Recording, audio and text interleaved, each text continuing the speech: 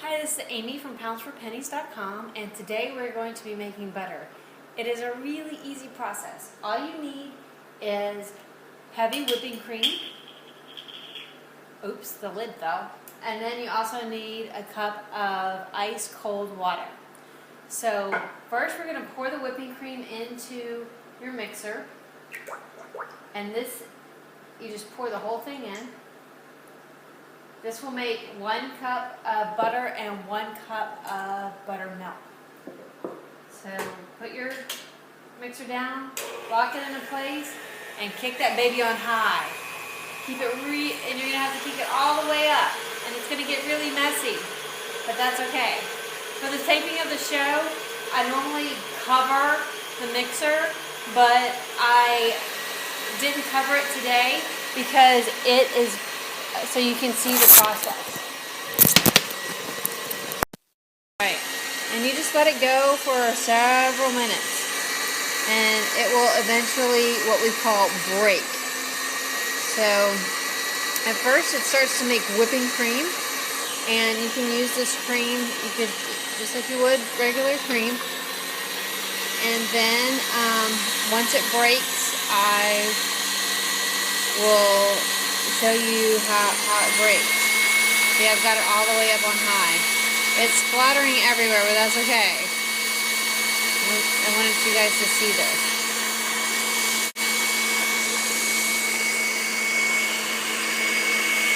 Alright.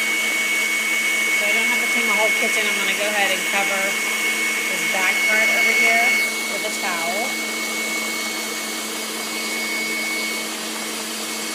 Makes it darker, but you can still see.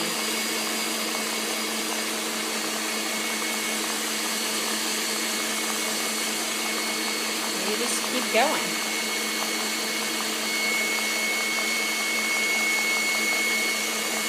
Alright, now we're getting a really nice, good cream working.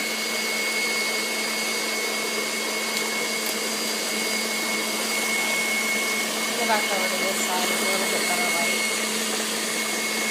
Okay, once it starts getting creamy, it doesn't splash as much. It just splashes a lot in the beginning.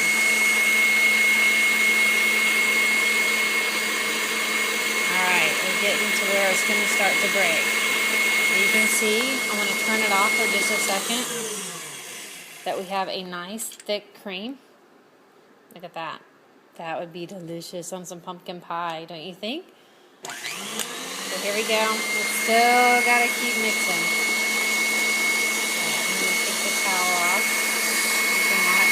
And you can see what the break is here. It's coming up here in a little bit.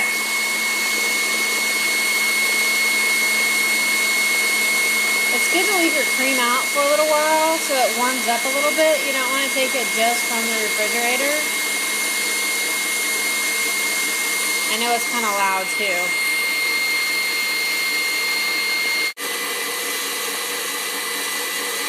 The break is the coolest part, because that's when it breaks down from the fats will start sticking together, and the actual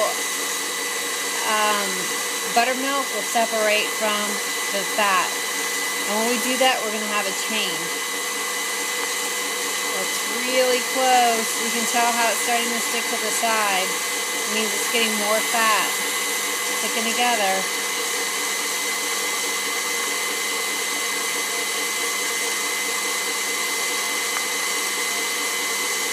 When we change out the paddles, we're going to change from our whisk paddle to the regular KitchenAid paddle. Alright, we're just about got a break. There it comes.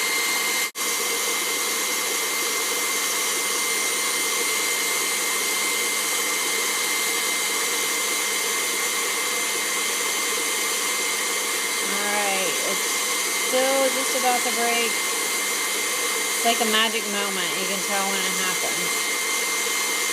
It gets really soupy again.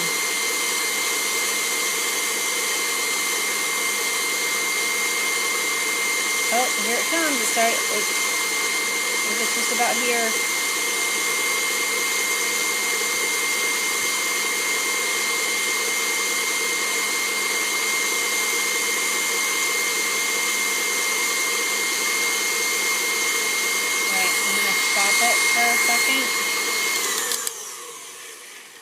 going to scrape just so you can get a better idea of what the break is. See how that white liquid is forming down there? That's your buttermilk.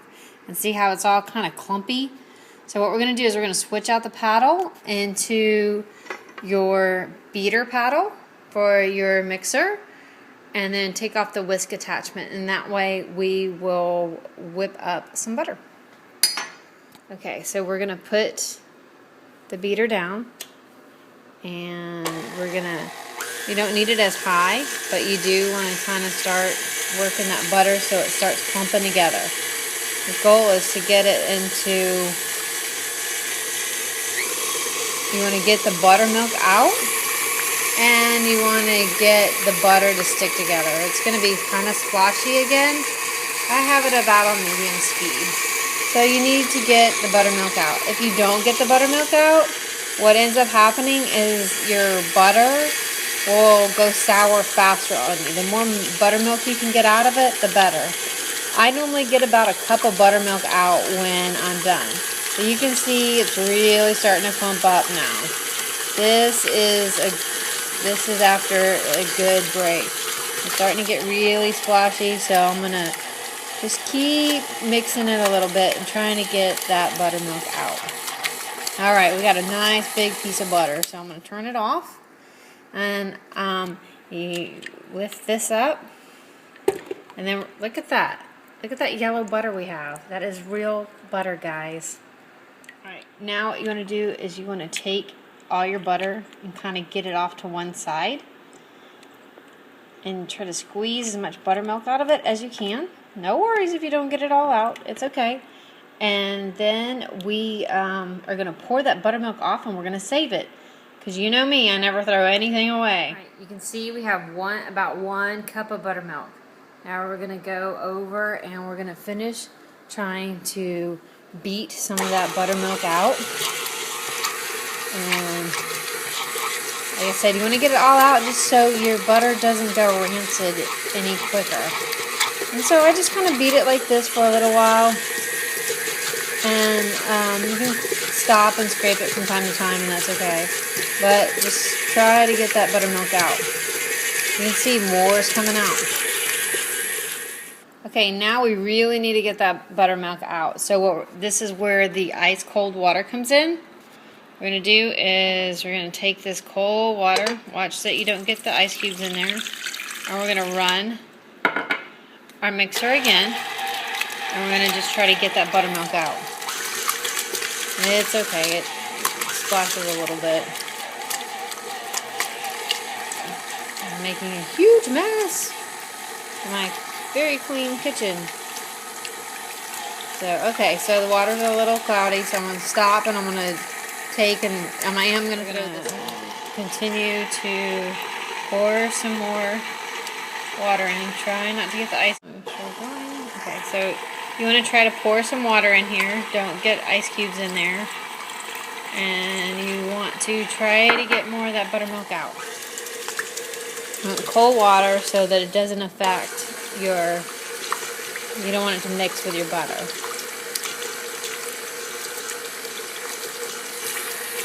Let me just go for a little bit. Alright, so we poured the last bit of our water in, and so you can see that it's pretty clear in there now, and we've gotten most of the buttermilk out. So we will consider this done and go ahead and turn off my mixer. And then if you want to make whipped butter, just simply pour out this last bit of water and then turn your mixer on about medium and let it go for a little while, and then that will whip the butter and make it a little bit easier to spread. One last thing, you may wonder, what am I going to store my butter in? I got these cute little containers at IKEA that came with a whole package for $5, and I don't even know how many were in there, but this is what I've been using for my butter container, and it's working out really great. Everybody likes it, so there you go, homemade butter.